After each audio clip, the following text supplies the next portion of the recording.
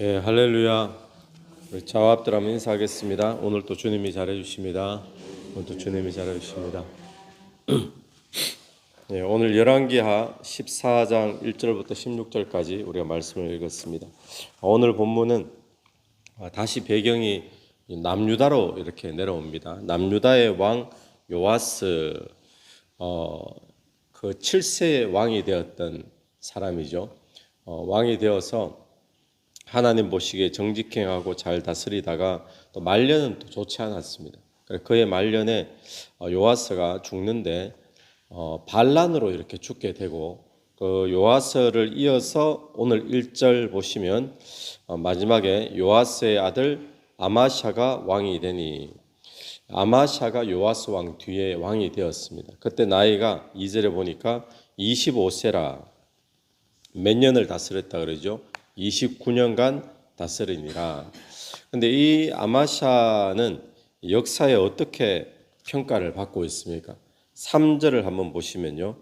아마샤가 여호와 보시기에 정직히 행하였으나 그의 조상 다윗과는 같지 아니하였으며 그의 아버지 요아스가 행한 대로 다 행하였어도 4절 오직 산당들을 제거하지 아니하였으므로 백성이 여전히 산당에서 제사를 지내며 분향하였더라. 이 요아스의 평가는 하나님 앞에 정직히 행하였다, 이렇게 평가를 되고 있습니다.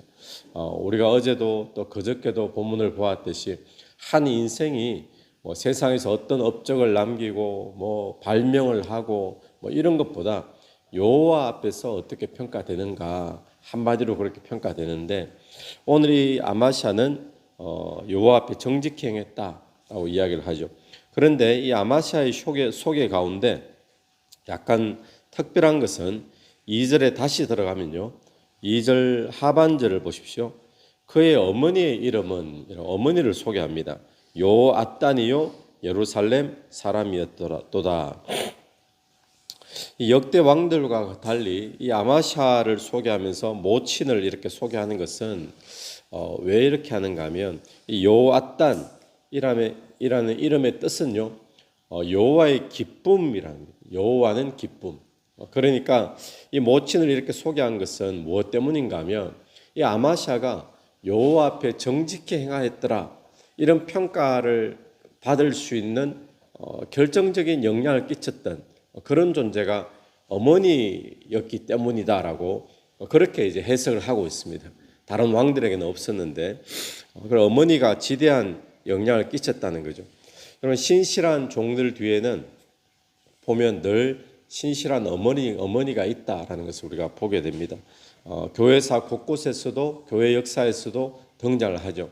대표적으로 우리 4세기경에 있었던 성 어거스틴 같은 사람, 그가 방탕하로 18세에 사생아까지 낳았던 그런 또 이단에 빠졌던 그런 사람이었는데, 그가 후대에 성 어거스틴이 되어서 기독교 역사에 빠질 수 없는 인물이 되어졌잖아요.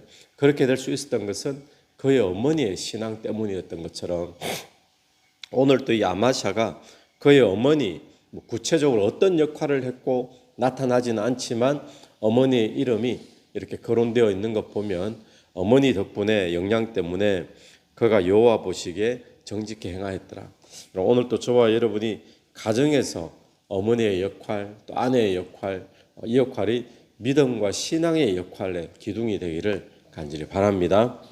자, 5절을 한번 보시면요, 나라가 그의 손에 굳게 서매.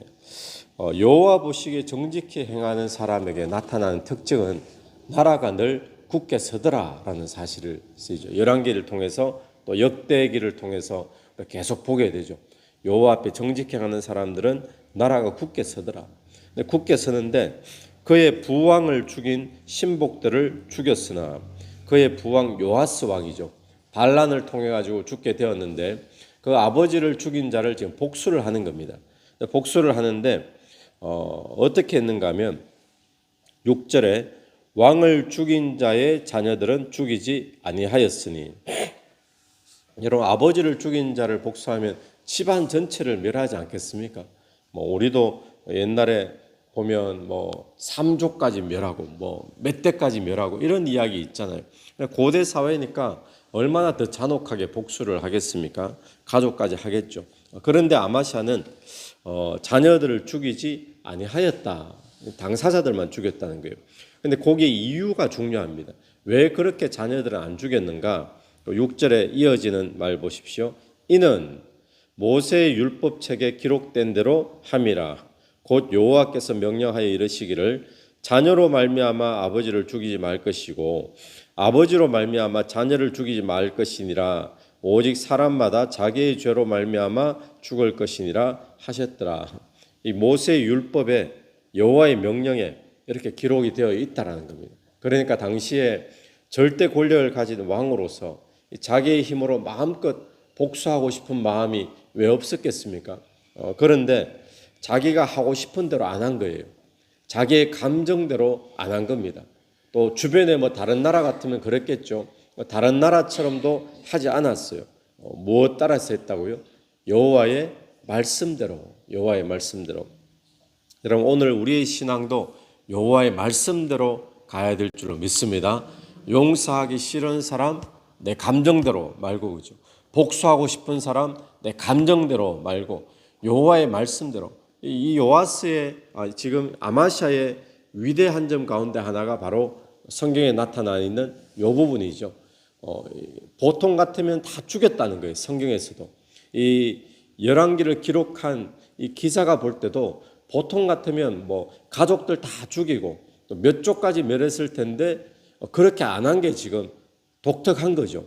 그렇게 안 한 이유가 무엇인가 했을 때 하나님의 말씀에 하나님의 명령에 그랬기 때문에 이 아마샤가 그걸 따랐다라고 이야기하고 있습니다. 오늘 또 저와 여러분이 삶에서 우리가 여러 가지 사건들 내 감정에는 이렇게 하고 싶고 또 세상 사람들은 다 이렇게 하는데 뭐 그런 일들이 사업에도 있고 관계 속에도 있고 얼마나 많이 있습니까?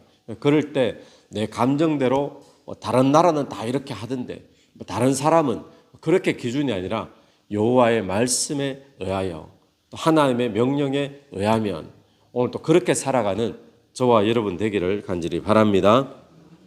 그러니까 결과가 어떤 결과가 주어지는가 하면요. 7절 아마샤가 소금 골짜기에서 에돔 사람 10,000명을 죽이고 또 전쟁을 하여 셀라를 취하고 이름을 욕되리라 하였더니 오늘까지 그러하니라. 소금 골짜기 그러니까 아마 뭐 사해 부근쯤 되는 것 같아요. 소금 골짜기. 거기서 에돔과 전쟁을 치릅니다.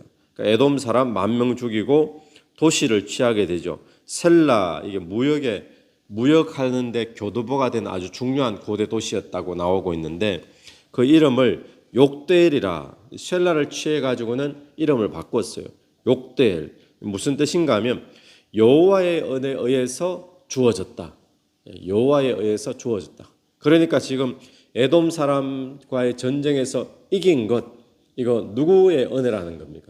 여호와의 은혜다. 그걸 지금 도시 이름을 바꾸면서 표시를 했는 거죠. 자, 그러니까 이런 겁니다. 나라의 국력이 약해요. 남유다가 약해서 에돔도 배반하고 독립하고 막 그랬잖아요. 옛날에 조공 다 바치다가. 그런데 약한 나라지만 하나님 앞에 정직히 행하면 자기 감정대로 안 살고 또 자기 하고 싶은 대로 하지 않고 하나님 말씀대로 이렇게 살아나가니까 하나님께서 약한 나라지만 성립케 하시더라라는 거예요. 나라가 굳건히 서더라라는 거죠.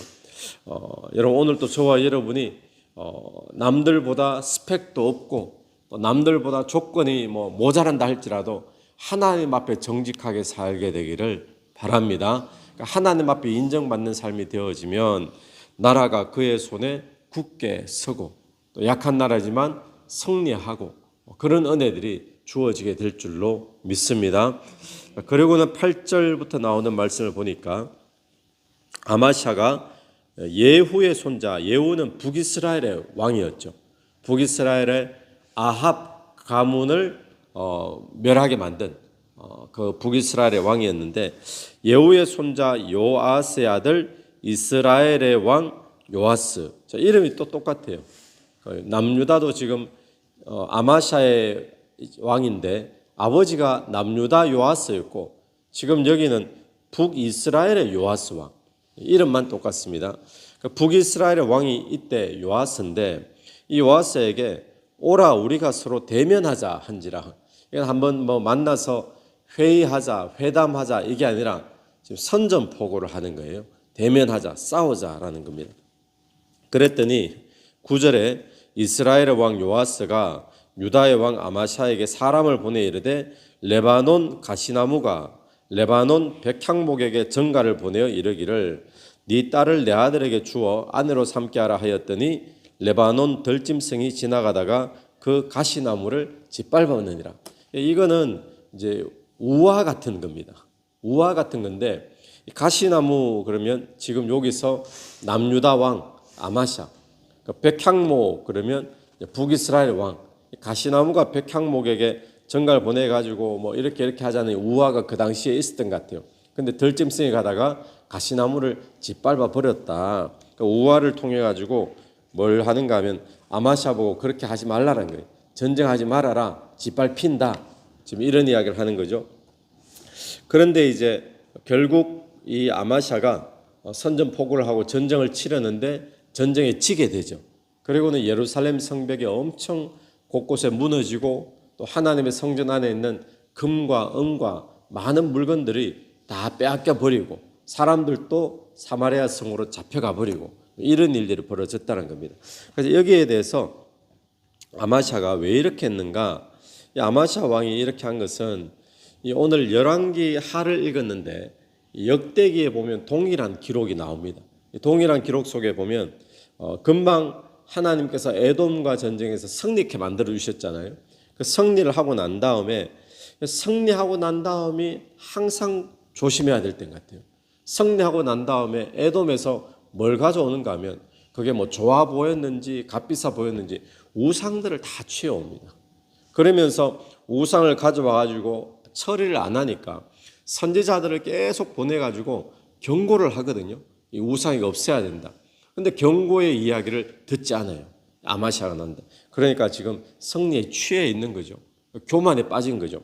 그러면서 하나님의 뜻하고 상관없이 북이스라엘하고 전쟁 치르자 이렇게 나아가는 겁니다. 이 교만이죠. 교만.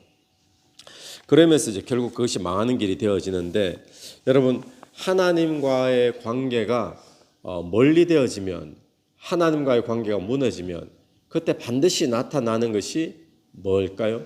그게 교만입니다. 교만이 그때 일어나는 거죠. 그러니까 자기 뜻대로 또 자기 힘으로 다 승리했는 걸로 착각을 하고 그렇게 나가는 겁니다. 그런데 하나님의 관계가 깊어지면 어떻게 될까요? 깊어지면 겸손이죠. 또 하나님 앞에 순종하는 거죠.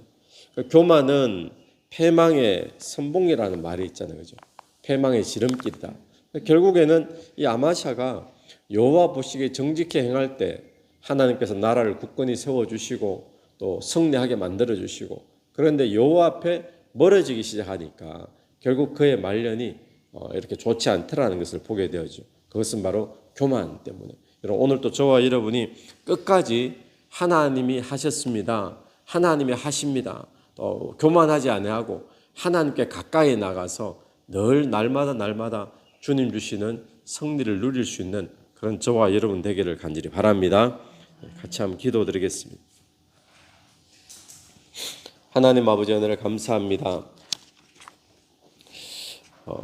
오늘 또 우리가 여호와 앞에 정직히 행하는 하루 되기를 간절히 원합니다. 내 뜻대로 또 내가 하고 싶은 대로 또 내 감정대로 우리가 무엇을 결정하고 사는 자가 아니라 하나님의 말씀을 따라 또 하나님의 명령을 따라 사는 저희들 되게 인도하여 주옵소서. 하나님 앞에 정직히 행할 때 하나님께서 그 인생을 굳건하게 세워주시고 또 승승장구하는 인생으로 은혜 베풀어 주실 줄로 믿습니다. 이 새벽에도 기도하며 나갈 때에 성령께서 역사해 주시기를 간절히 원하오며 예수님 이름으로 기도드립니다. 아멘. 오늘 예수 이름으로 승리하시는 하루 되길 바랍니다.